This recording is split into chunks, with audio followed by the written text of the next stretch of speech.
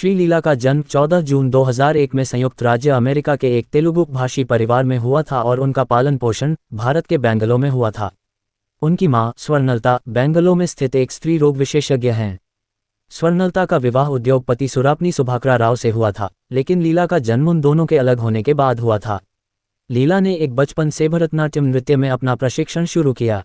वह एक डॉक्टर बनने की इच्छा रखती है और 2021 तक अपने MBBS के अंतिम वर्ष में थी। 2022 फरवरी में लीला ने 2 विकलांग बच्चों को गोद लिया था।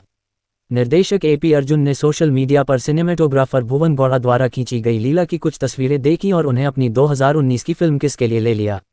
उन्होंने ने कहा है कि उनके तेलुगु सिनेमा में संपर्क होने के बावजूद कन्नड़ भाषा की फिल्मों में अपना करियर शुरू करना चुना क्योंकि वह बेंगलुरु में पली बड़ी थी। इसलिए किस के लिए फिल्मांकन 2017 में शुरू हुआ। उस समय लीला अपने प्री यूनिवर्सिटी पाठ्यक्रम के पहले वर्ष में थी।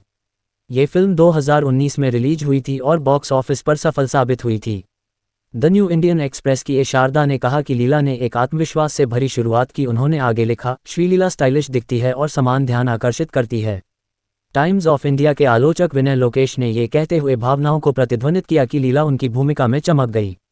एक महीने बाद श्रीमुरली के साथ उनकी दूसरी फिल्म भारतीय रिलीज हुई।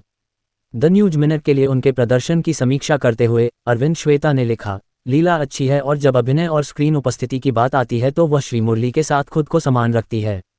द न्यू इंडियन एक्सप्रेस की शारदा ने लिखा है कि ये श्रीलीला की दूसरी फिल्म है और ऐसा लगता है कि वह कैमरे के सामने सहज हो रही है और भूमिका की मांग को पूरा करती है।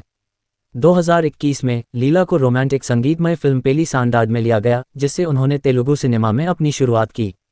उन्होंने ने अपने इस चरित्र को ऐसा पाया कि जिसको पाने के लिए वह मरने तक को तैयार हैं।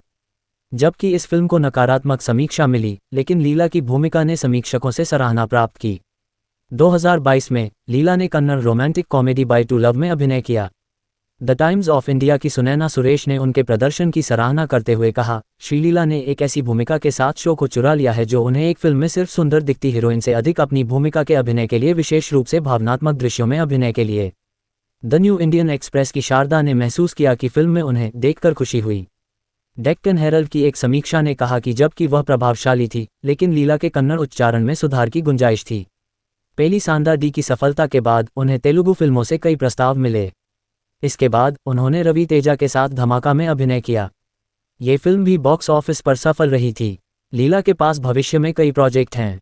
वह तेलुगु कन्नड़ द्विभाषी फिल्म जूनियर में जी. जनार्दन रेड्डी के बेटे किरीटी रेड्डी के साथ भी अभिनय करने के लिए तैयार हैं। इसके अलावा वह वक्कथम वामसी द्वारा निर्देशित एक फिल्म में नितिन के साथ दिखाई देंगी।